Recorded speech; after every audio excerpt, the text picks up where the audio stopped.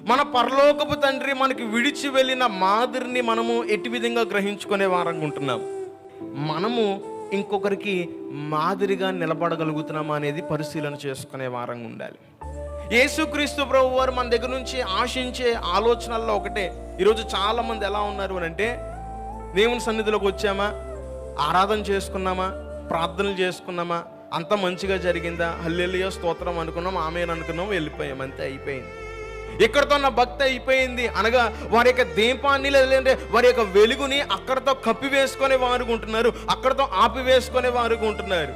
మన జీవితంలో యేసుక్రీస్తు ప్రభువారు ఆయన తెలియజేసిన మాట, ఇదిగో మీరు వెలిగించబడి ఉన్నారు, ఈ వెలుగుని ప్రకాశింపచేయనీయుడి, అందరికి కనపడినట్లు ఈ వెలుగుని మీరు లోపల ఎక్కడో కొంచెం కింద మంచం కింద పెట్టకండి, కానీ ఎక్కడ పెట్టాలి అంటే దీపస్తంభం మీద పైన పెట్టండి అని తెలియజేశారు ఆయన. స్తోత్రాలు చెప్తాం ఒకసారి.